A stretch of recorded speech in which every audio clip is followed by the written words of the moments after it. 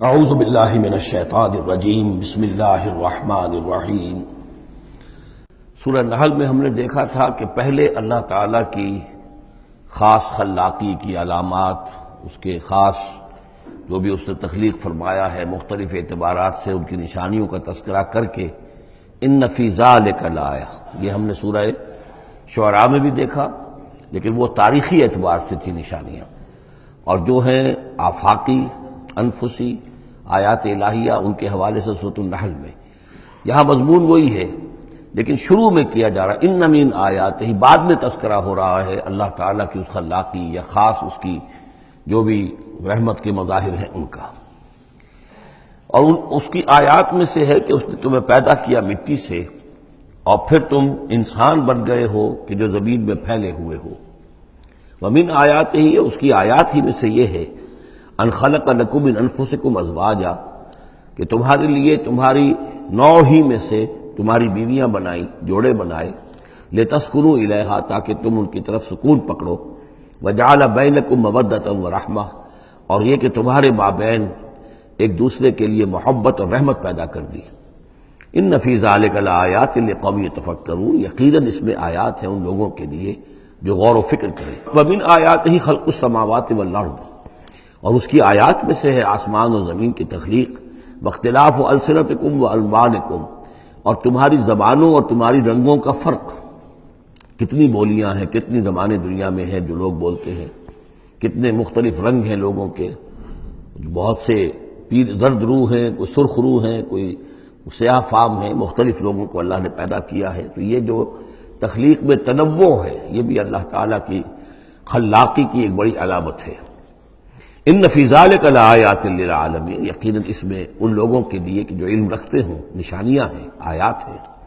ومن آیاتہ منامکم باللیل والنہار، اور یہ بھی اس کی نشانیوں میں سے ہے، اس کی حکمت اور اس کے علم کی نشانیوں میں سے ہے تمہارا سونا، رات کے وقت بھی اور دن میں بھی قیلولہ انسان کرتا ہے اور رات کے وقت سونا ہے۔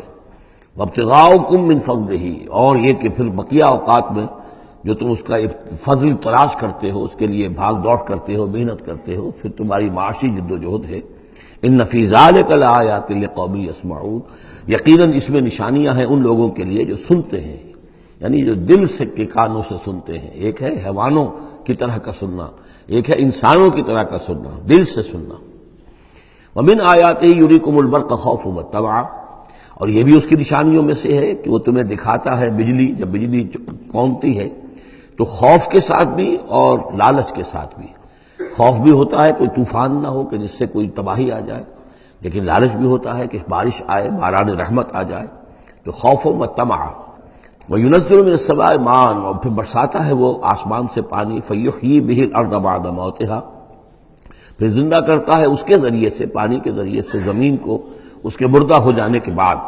ان فی ذلک لآیات لقوم یعقلون، یقیناً اس میں نشانیاں ہیں ان لوگوں کے لیے جو عقل سے کام لیں۔ ومن آیاتہ ان تقوم السماء والارض بامرہ، یہ بھی اس کی نشانیوں میں سے ہے، اس کی قدرت ہے کہ آسمان اور زمین اس کے حکم سے قائم ہیں۔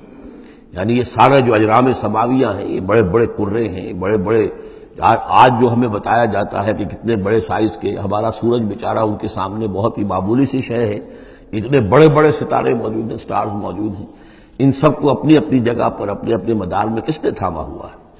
ثم اذا دعاکم دعوۃ من الارض، پھر جب وہ تمہیں پکارے گا، بس ایک ہی دفعہ کا پکارنا اس کا ہوگا، تم زمین سے، اذا انتم تخرجون، تم نکل پڑو گے۔ یعنی اللہ تعالیٰ کی جو شان ہے یقول لہ کن فیکون، اسی طریقے سے اس وقت بھی اللہ کا بس ایک حکم کافی ہوگا۔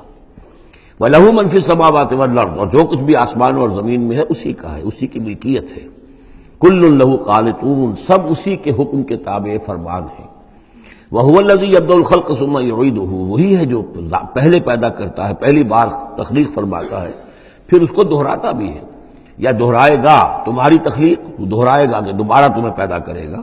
وَهُوَ أَهْوَنُ عَلَيْهِ، اور وہ اس پہ زیادہ آسان ہے، زیادہ ہلکا ہے۔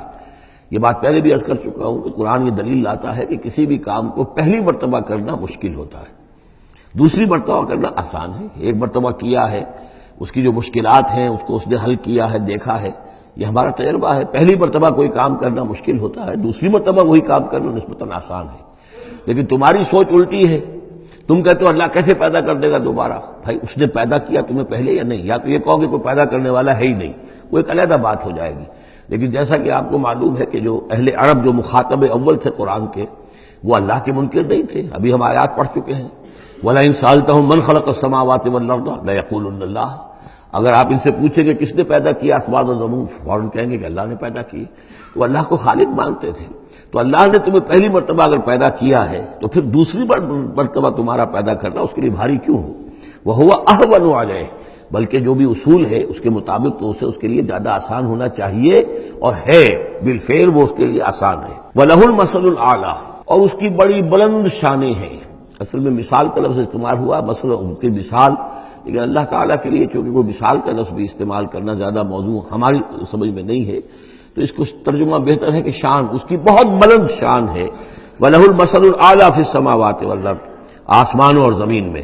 وَهُوَ الْعَزِيزُ الْحَكِيمُ، اور یقیناً وہ زبردست ہے، کمال حکمت والا۔ ضرب لکم مثلا من انفسکم، وہ تمہارے لیے تمہارے ہی جیوں میں سے، تمہاری اپنی سوچ جو ہے اس کے حوالے سے ایک مثال بیان کرتا ہے۔ هل لکم مما ملکت ایمانکم من شرکاء فیما رزقناکم فانتم فیہ سواء، کیا تمہارے لیے جو تمہارے ملک یمین ہیں، غلام ہیں، لونیاں ہیں، کیا وہ شریک بھی بن جاتے ہیں تمہارے اس چیز میں کہ جو ہم نے تمہیں رزق دیا ہے؟ ظاہر بات ہے کہ غلام تو غلام رہے گا، وہ شریک تو نہیں ہوگا، وہ برابر کا حقدار اور اختیار تو نہیں رکھے گا۔ اس جو بھی آقا کا مال ہے اور ملکیت ہے اس میں اصل اختیار اور تصرف جو آقا کا ہے۔ غلام تو جو بھی اس کو حکم دیا جاتا ہے وہ بجا جاتا ہے۔ فانتم فیہ سواء، کیا یہ ہو سکتا ہے کہ تم اور تمہارے غلام جو ہیں، تمہارے ملک یمین، وہ برابر ہو جائیں اختیار میں، ملکیت میں؟ تخافون کخیفتکم، کیا تم ان کے بارے میں بھی اسی طریقے کی سوچ رکھتے ہو جیسے کہ اپنے بارے میں اندیشے ہوتے ہیں، ایسا نہ ہو جائے، ایسا نہ ہو جائے، اس کا بھی اہتمام کر لیا جائے، اس اندیشے کا بھی سدباب کر لیا جائے؟ کیا جتنی فکر تم اپنے بارے میں کرتے ہو، کیا اتنی ہی فکر اپنے ان غلاموں کے بارے میں بھی کرتے ہو؟ کخیفتکم انفسکم، کیا نگہداشت جو ہے جتنی اپنی کرتے ہو ان کی بھی کرتے ہو؟ کذالک نفصل الآیات لقوم یعقلون، اسی طرح ہم اپنی آیات کو واضح کر رہے ہیں، تفصیل بیان کر رہے ہیں ان لوگوں کے لیے جو عقل سے کام لیں۔ یعنی یہ کہ باقی جتنے بھی ہیں جن کو تم نے چھوٹے معبود مانا ہے، تم خود مانتے ہو چھوٹے معبود ہیں، اللہ بڑا معبود ہے، خالق حقیقی صرف وہ ہے، تو یہ کیسے برابر ہو جائیں گے؟ اور کیسے تم نے یہ سمجھ لیا ہے کہ ان کی سفارش جو ہے وہ بائنڈنگ ہو جائے گی اللہ پر، اور یہ تمہیں اللہ کی پکڑ سے بچا لیں گے؟ یہ تم نے جو تصور کیا ہے خود اپنے اوپر قیاس کرو، تو کیا تمہارے غلام جو ہے وہ تمہارے برابر ہو جاتے ہیں؟ تو یہ جتنی بھی تم نے گھڑ لی ہیں معبود اپنے، یہ بھی سب مخلوق ہیں، چاہے وہ من گھڑت ہیں تمہارے جن کی کوئی حقیقت ہے ہی نہیں، اور چاہے یہ کہ وہ ملائکہ ہوں یا انبیاء ہوں یا اولیاء اللہ، وہ سب مخلوق ہیں۔ تو اللہ کے لیے تو سب غلام ہیں، تو اللہ کے برابر کیسے ہو جائیں گے؟ صدق اللہ العظیم۔